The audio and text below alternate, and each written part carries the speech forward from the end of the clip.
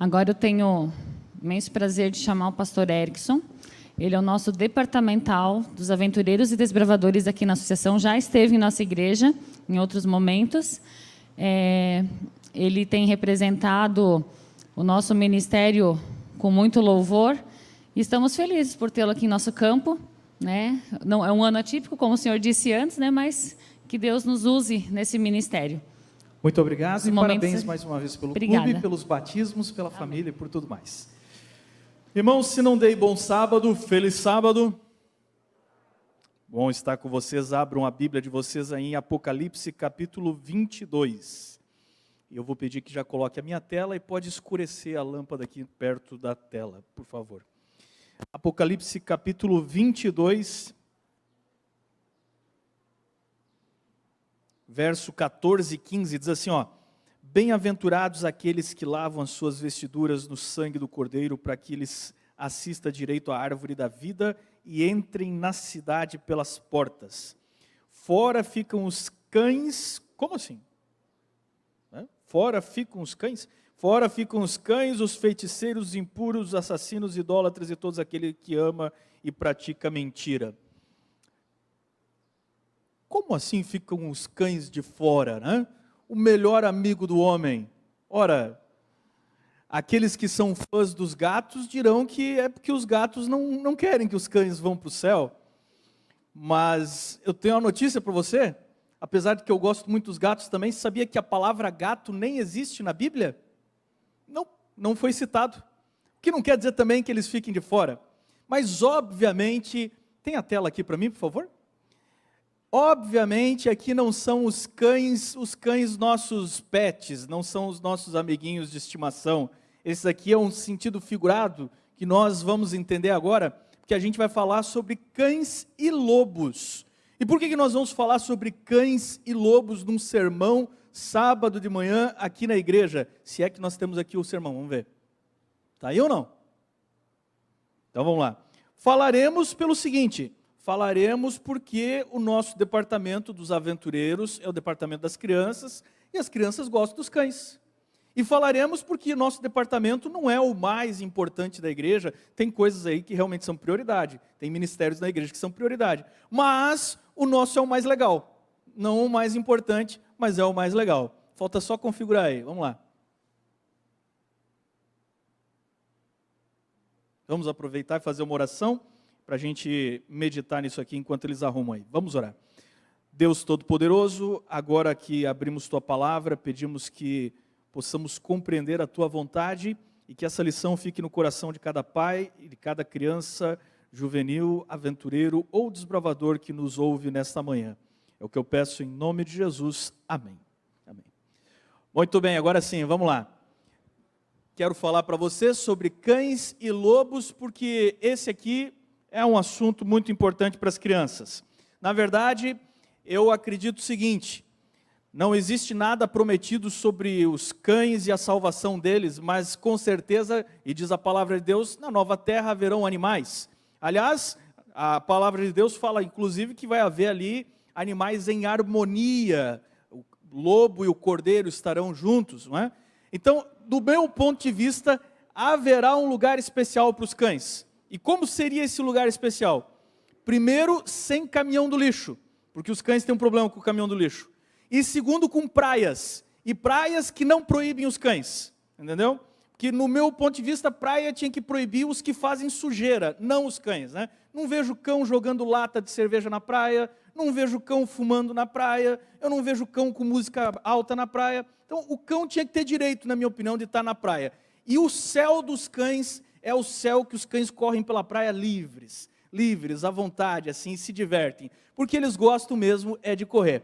Aí você tem a foto do meu filho, quando era um pouquinho mais novo, ele está agora com 10 anos, e junto dele está o Tutmés, que é o nosso cãozinho de estimação. Eu acredito que a maioria de vocês já teve algum animalzinho de estimação, ou muitos de vocês têm pelo menos um cachorrinho lá na casa de vocês. O Tutmés é uma criatura bem-sucedida, que alguém me disse que é um Yorkshire, eu nunca acreditei. Na minha opinião, ele é um pano de chão que se move, certo? Mas conseguiu ganhar o carinho da turma, E vez ou outra, quando nós vamos por aí, alguma praia que não nos pegam, ele corre na praia, né? Corre, faz aquela loucura toda.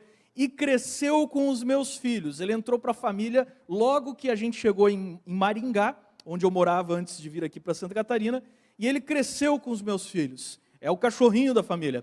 Eu também tive, quando criança, um cachorrinho, e eu acho que a maioria teve, e é interessante porque os cães têm uma função pedagógica, ou os animais, os gatos, seja lá, têm uma função pedagógica para as crianças. A criança aprende a ter algumas responsabilidades, e a criança aprende a lidar com suas emoções ao tratar com esses animaizinhos. Isso é uma preparação para a vida adulta, certo?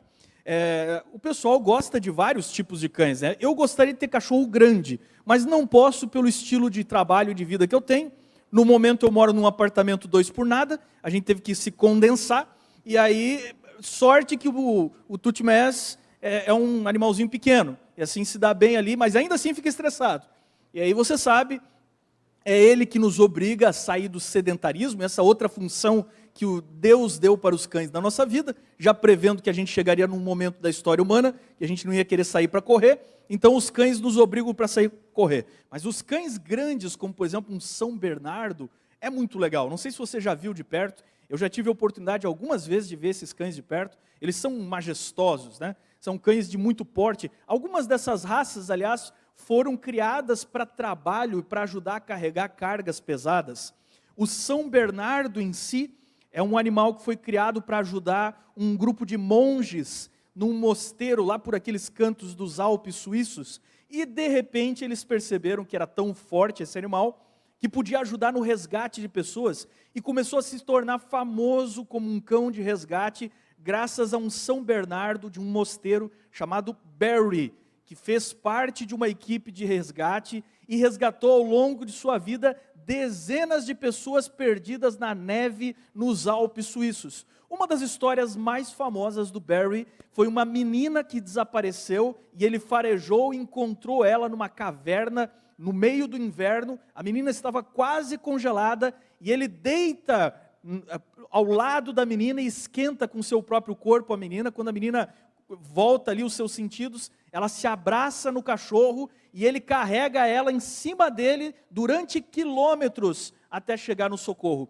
Na Europa existe uma estátua para o Barry que comemora esse salvamento. Interessante, ele virou uma peça de museu, porque depois que o Barry faleceu, eles separaram a pele dele, taxidermizaram, e ele está num museu lá da Suíça.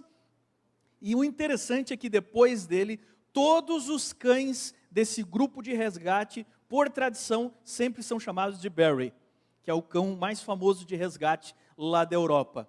Eu que sou desbravador também, você sabe, aventureiro, que tem uma especialidade sobre animais domésticos para os aventureiros, mas no Clube Desbravadores tem uma específica sobre cães. E se você foi desbravador e nunca fez a especialidade de cães, então você foi um desbravador bem chinfrinho, porque essa aí é aquela primeira especialidadezinha assim que qualquer um faz, e é a primeira que você entrou no clube, é essa ou gatos, uma das duas tem que ter. Passou pelo clube, não fez cães ou gatos, não sei que clube era esse, mas eu tenho lá na Associação Norte Catarinense, nós temos lá um centro de estudos avançados para especialidades, certo? Vai ser chique falando. E aí nós lá desenvolvemos estudos aprofundados sobre especialidades. Nós fizemos um estudo aprofundado sobre a especialidade de cães, que é muito relevante para as crianças. Querem saber o que eu descobri? Querem saber sim ou não? Ah, então vocês querem, senão eu ia terminar agora o sermão, mas já que querem eu vou contar. É o seguinte, eu descobri na minha pesquisa que com o passar dos anos, as pessoas e os cães, seus donos e seus pets, vão estranhamente se tornando parecidos. Querem uma prova? Fiz uma pesquisa profunda. Olha, ó, vou mostrar para vocês alguns deles aí. Não funcionou. Eu ia mostrar. Me salva aí, pessoal do som aí. Está travado. Passa aí no manual para mim, por favor.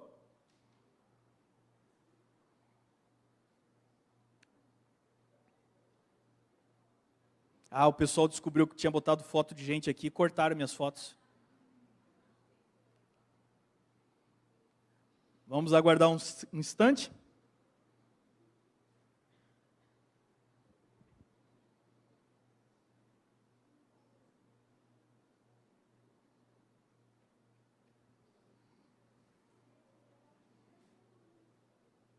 Agora vocês ficam na curiosidade, né? Então não vá embora, não mude de canal, você que está assistindo a gente. Não mude de canal, por favor. Aguente firme aí, que a gente vai ver aqui os cães e os seus donos. Vamos lá.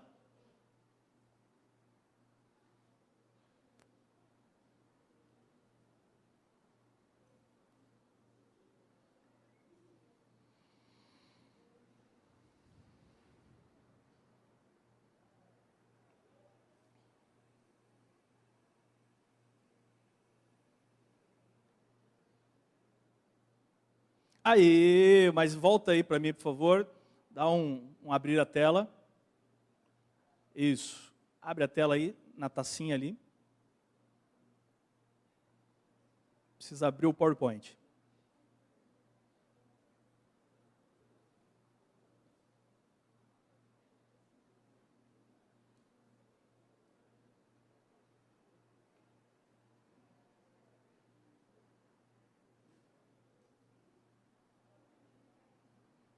Beleza, deixa que eu passo no manual aqui embaixo, ok?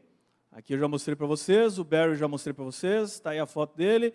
E vamos lá, vamos ver se vai agora. Aí, muito bem. Então olha só, segundo a minha pesquisa, essa semelhança vai se dando com o tempo e a semelhança vai acontecendo inclusive com a personalidade. Alguns cães vão no mesmo cabeleireiro dos seus donos, ou é o contrário também. Alguns donos vão no pet dos seus cães, né? Mas o fato é que, com o tempo, vão se tornando tão parecidos, que inclusive a personalidade... Eu descobri uma coisa, gente bem-humorada tem cachorro bem-humorado. Gente mal-humorada tem cachorro mal-humorado, certo? E gente bem penteada também tem cachorro bem penteado. E gente careca, com o tempo vai ter cachorro careca. Coitado do Tutmés lá, já está num processo de calvície, vocês podem imaginar, né? E esse é um fato que acompanha, olha, uns meio mal-humorado, o cachorro vai ficando também mal-humorado. Isso é sintomático, certo? Agora, o pensar é que todas essas raças diferentes, como a gente chama, de cães, todos eles, desde o pequeno chihuahua que você está vendo ali na foto, ao grande dog alemão, que é talvez uma das maiores raças de cães que nós temos, todos eles são, na verdade, um lobo. Sim, essa é outra coisa que eu vim contar para vocês, e as crianças talvez não saibam, todos os cães são, de fato, lobos, para valer. Se você pegar o DNA, se você pegar o tipo ali genético de um cachorro e comparar com um lobo, é igualzinho, não tem diferença. Aliás, cães e lobos podem cruzar e produzir raças híbridas, com descendência inclusive, porque em algum momento da história humana, o cão entrou para a família dos seres humanos. A gente não sabe exatamente quando foi. Se foi ali depois do Jardim do Éden, se foi no Jardim do Éden, ou se foi depois do dilúvio, e aí tinha ali os caçadores, e aí os lobos vieram, mas mansinho foi ficando. O fato é que em algum momento, um lobo um pouco mais mansinho ficou com o grupo dos seres humanos e entrou para a nossa família. Quando eu era criança, eu gostava de uma fábula, acho que era do Esopo, que contava sobre o encontro do lobo e do cão. O lobo vem vindo da floresta, encontra com o cão que está preso na corrente e com um pote cheio de comida. E aí ele diz assim, mas o que você está fazendo aí? E aí o cão diz assim, aqui eu tenho comida, eu tenho carinho e tal. Mas você está preso? Ele disse, mas você está magro.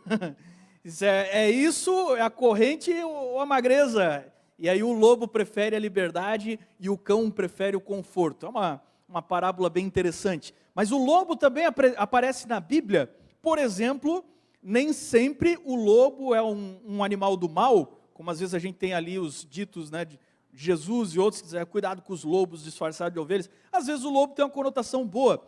A tribo de Benjamim tinha um bandeirim, tinha um estandarte, que tinha um lobo.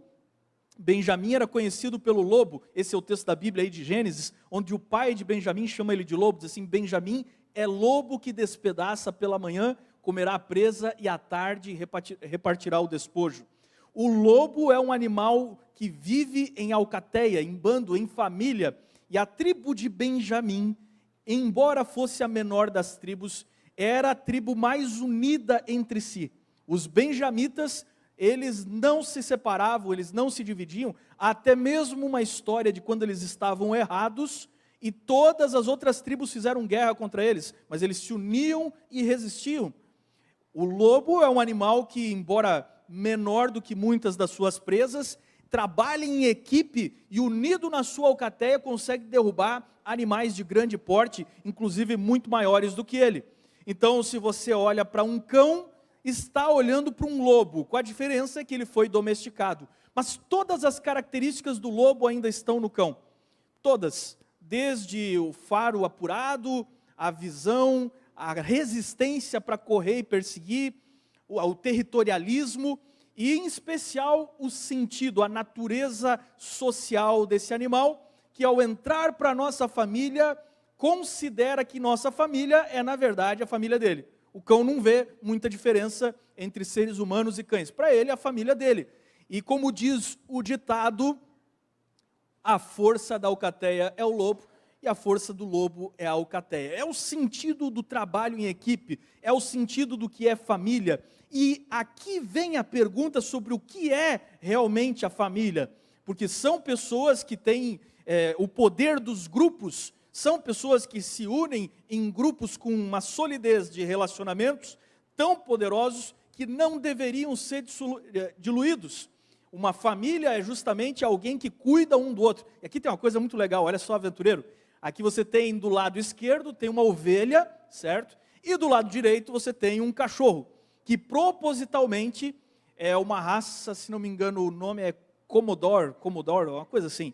Essa raça aqui de cães foi criada e foi desenvolvida para que o pelo atingisse uma aparência de pelo de ovelha. Qual que é o princípio?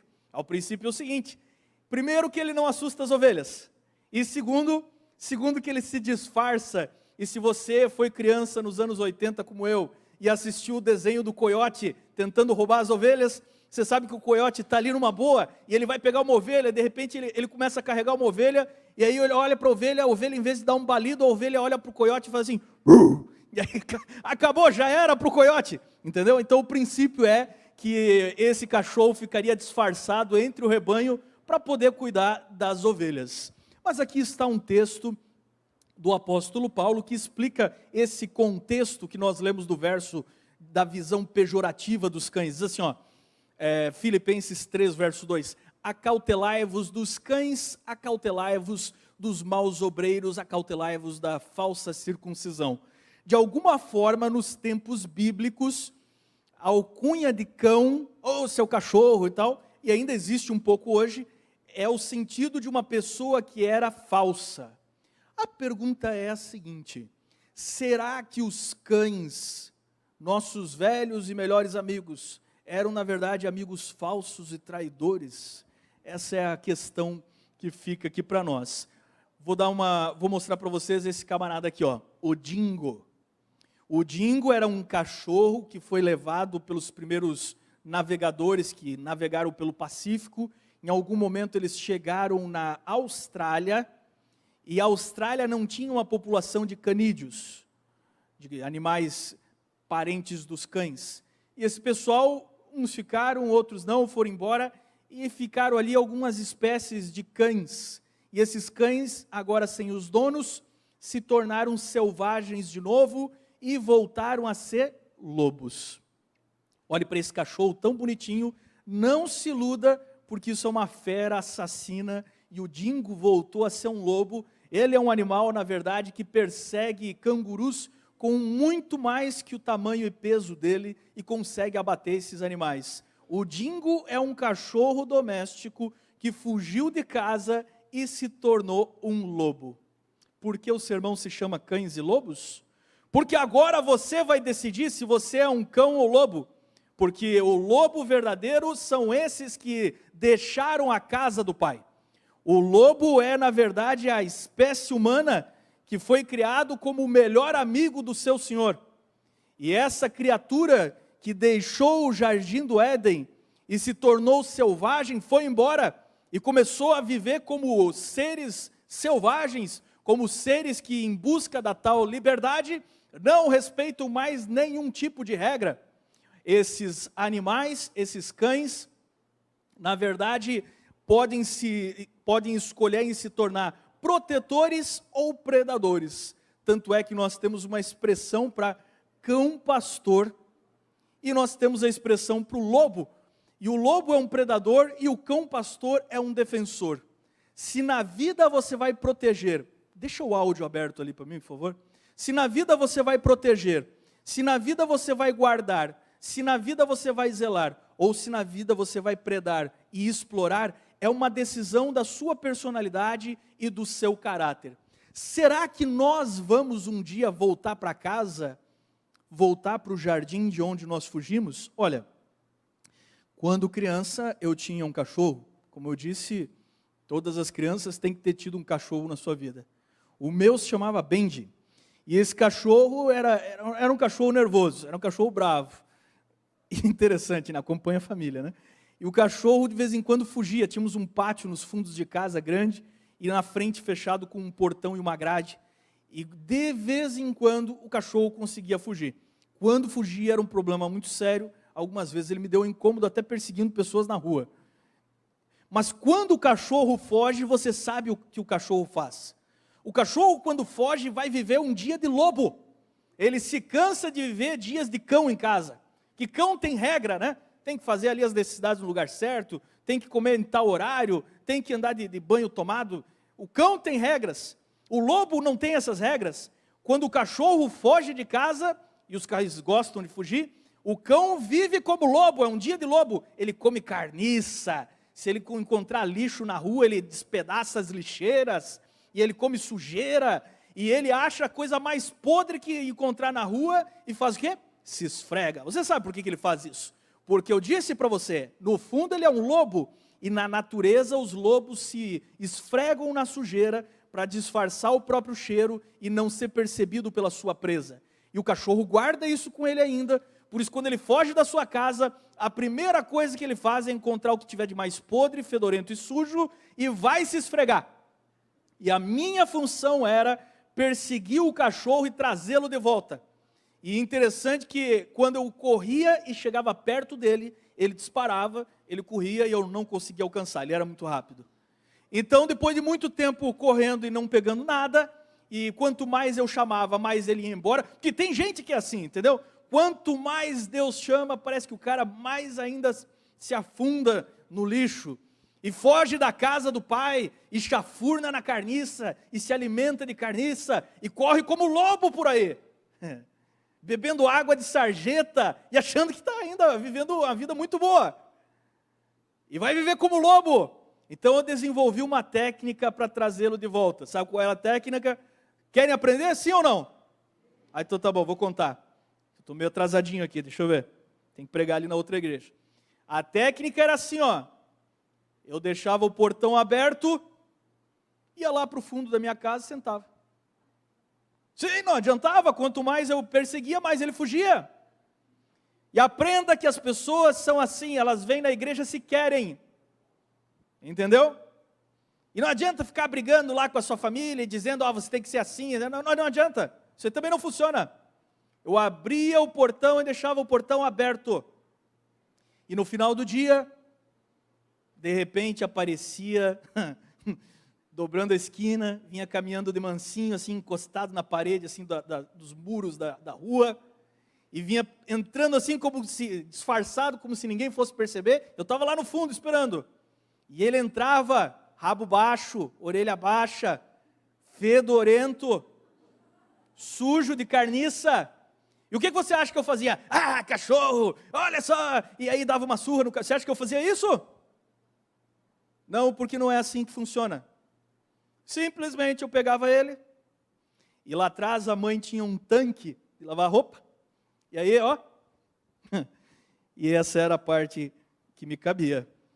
E tudo estava resolvido. Simples assim? Simples. Porque sabe onde é que é a casa dele. Pode andar por aí comendo carniça, mas chega um momento que não aguenta mais a sujeira, e ele se lembra da comida boa em casa. Pode beber a água da sarjeta, mas um dia se lembra que tem água pura saindo da palavra de Deus e volta para casa. A Bíblia diz, lobo e cordeiro se apacentarão juntos. Eu não sei se você é lobo, se você é cão, mas no céu há um lugar para todas as pessoas, não porque merecem, mas porque o Senhor Todo-Poderoso nos levará para lá. Você já ouviu e talvez já viu o filme sobre o Hachiko. Hachiko é um cão da raça Akita, um cão japonês, cuja história se passa no Japão, próximo a Tóquio. E o professor, que era um professor de universidade, era dono do Hachiko, todos os dias pegava um trem. Na história verdadeira, ele é um japonês, pegava um trem e ia até Tóquio, onde ele licionava. No final do dia, ele voltava com o trem e o Hachiko estava em frente à estação ferroviária esperando o professor Uendo.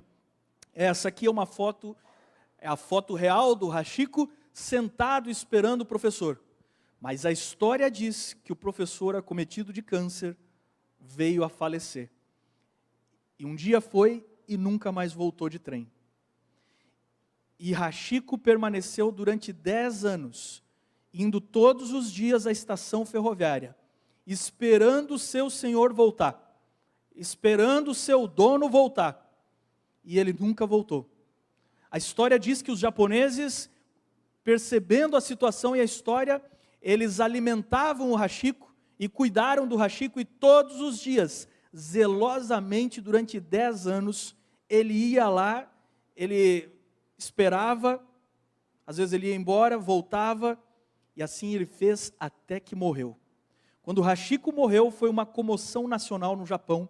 A história foi publicada nos jornais japoneses, e os japoneses separaram os ossos e a pele do cachorro, pegaram os ossos e enterraram do lado da tumba do professor. E o Hachiko, a pele dele foi taxidermizada.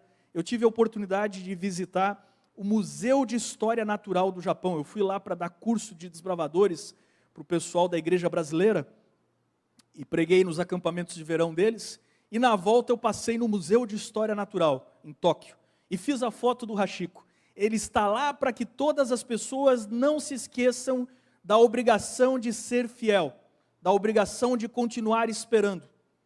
Quanto tempo demora para o nosso dono voltar? Eu não sei. Eu não sei dizer para vocês quanto tempo demora para o nosso dono voltar. Mas fidelidade é esperar o nosso dono. Fidelidade é estar sempre ao lado. Fidelidade é não desistir. Fidelidade é não abandonar. O Japão inteiro tem estátuas do Hachiko, para que as pessoas se lembrem do que é a honra, de não faltar com os seus compromissos. O Hachiko se tornou um símbolo para os japoneses. Esse aí é o lobo lá de casa. Fotografei ele numa das nossas aventuras, no meio de um mato por aí. E é muito querido para a família inteira. Ele entrou para a família lá em Maringá. Interessante, naquela época minha esposa estava fazendo faculdade de psicologia, e à noite eu ficava com as crianças então. E aí fazia o culto com as crianças, e aí colocava elas para dormir, e o cachorro ficava do meu lado. Interessante, eu, às vezes ficava ali trabalhando e digitando no computador, ele subia na poltrona, sobe na poltrona, e coloca a cabeça dentro do teclado, assim, em cima do teclado, que é para você parar, chega de trabalhar e dê um carinho aqui, porque os cães são assim, você entendeu? E cada vez que eu fazia a minha mala, o cachorro ficava desesperado, porque eu viajo muito. E o cachorro, o objetivo da vida dele é que toda a alcateia esteja com ele, não separada. Ele não quer que ninguém saia. Isso é um momento de trauma, de estresse profundo para ele. E a minha esposa que saía toda noite, ela voltava ali por umas 10 e pouco. Interessante, o cachorro ele não usa relógio. O cachorro não usa calendário, mas o cachorro sabe. Quando dava 10 e pouco, o cachorro descia do meu lado, descia correndo as escadarias e sentava na frente da porta com o nariz, com o focinho, rente à fresta da porta, assim ó, aspirando o cheiro assim, para sentir o cheiro dela chegando. E quando dava o barulho do carro chegando no portão, ele já começava a pular de um lado para o outro. E todas as noites, durante 4 anos de faculdade, ele fez isso. E cada vez que ela entrava em casa, ele pulava, saltava, parecia que estava 1000 anos separado e fazia uma festa. E era uma alegria, porque o cachorro foi colocado por Deus para nos dizer o seguinte: valorize as pessoas enquanto você as tem. Faça uma festa e viva o momento com as pessoas enquanto elas estão perto de você. poderá chegar o dia que você não vai ter as pessoas. E enquanto isso, você perdeu o seu tempo atendendo telefone, você perdeu o teu tempo em rede social, você perdeu o teu tempo numa série de coisas, em passatempos que não chegou em lugar nenhum. O cachorro vive o momento. E citando aqui as palavras da minha irmã, que é outra pessoa que gosta muito de cachorro, minha irmã diz assim: quanto mais conheço as pessoas, mais gosto dos cachorros. Porque os cães vivem a alegria do momento. Mas eu voltei da aventura das férias e aconteceu uma coisa estranha com o Tuti. Na viagem de volta, a viagem de um dia já, ele já veio estranho. E quando a gente chegou, no dia seguinte, ele já não comeu mais. E estava muito estranho. Eu não sabia, mas talvez no meio desse mato um parasita pegou ele. E a gente não sabia. E cachorro pequeno adoece assim, ó. Em 2 dias, o cachorro já não tinha mais os rins funcionando, não tinha mais o fígado funcionando e não sabia o que fazer. Levamos em veterinário, 1, 2 veterinários, trouxemos para casa. Naquela noite eu vi que o cachorro estava muito mal, fez uma coisa que eu nunca tinha visto ele fazer antes. Ele se escondeu. Um cachorro que vinha e ficava com a gente o tempo inteiro, se escondeu. Ele se escondeu, foi morrer. Foi morrer sozinho, para não dar trabalho. Se escondeu. E aí eu disse assim para o pessoal: olha, vamos dormir, eu vou ficar trabalhando. E eu queria ficar dando uma olhada. E eu não consegui dormir, porque o cachorro agonizava. Quando foi 3 da manhã, o cachorro estava agonizando tanto, sentia tanta dor. Eu estava sem saber o que fazer, que eu chamei minha esposa. E foi terrível, irmãos. Foi terrível. Eu vi minha esposa, que é apaixonada por esse cachorro, pegou o cachorrinho no colo, assim, ó. Ligamos às 3 da manhã para uma veterinária. Ela só falou assim, ó: os rins pararam, não tem mais o que fazer. E agonizou nos braços. E aí você vai dizer assim, ó: por isso que eu não quero cachorro, porque eu não quero... Você é egoísta! Você é egoísta! Você não quer amar. Então você se guarda, você se protege, assim, eu não quero isso, porque você é egoísta. Por isso você não quer relacionamentos de verdade com as pessoas. Você precisa ter um cachorro para aprender a lidar com gente. Porque lidar com gente quer dizer que você em algum momento vai se decepcionar com as pessoas. Lidar com gente quer dizer que em algum momento vai dar uma tristeza. Você vai perder uma pessoa, vai ter que colocar no túmulo. Mas como diz Snoopy, do Charlie Brown, um dia morreremos, mas até que chegue esse dia viveremos todos os outros dias. E no dia seguinte o cachorro foi levado para um veterinário. Não deu certo, levamos para um terceiro. E olha, muita gente dizia assim: estou orando pelo cachorro. Um dia minha filha disse assim: eu tenho vergonha de orar pelo cachorro, pai. Tem tanta gente doente, por que eu vou orar por um cachorro? Eu disse: minha filha, Deus não é tão pequenininho assim, viu? Deus é maior. Ele cuida das pessoas, cuida dos animais, até dos pardais. Ele diz que só cai se Ele permite. Deus não é pequenininho assim que não consegue fazer todas as coisas. Deus é muito maior do que vocês pensam. E o cachorro ficou 2 semanas, gente, sendo tratado, um veterinário lá. Chegou um momento que nós não tínhamos dinheiro. Eu falei assim: amor, não temos mais dinheiro. E ela disse assim: eu não vou desistir do cachorro. E eu olhava para o cachorro, ele estava pele e osso, 2 semanas sem comer. Só tomando um sorinho, um negócio ali. Pele e osso. E minha esposa disse assim: eu vou trazer para casa. Eu falei assim: amor, vai ser pior. Vai trazer para casa, ele vai morrer em casa, vai ser um trauma para as crianças. Porque eu sou egoísta também. Eu não quero passar pelo sofrimento. Então a gente vive vidas chatas, vidas que a gente não se compromete com ninguém, que a gente não se mistura com o sofrimento de ninguém. Essa vida tediosa, uma vida sem graça, uma vida de pessoas chatas, uma vida de pessoas que não amaram ninguém na vida. E o cachorro vem para ensinar isso. E aí minha esposa disse assim: eu vou tratar. Ele veio com sonda para casa. E chegou em casa, minha esposa ia tratando, falei assim: ó, pelo menos uma coisa, já sei que quando eu ficar velho e doente, você vai cuidar de mim.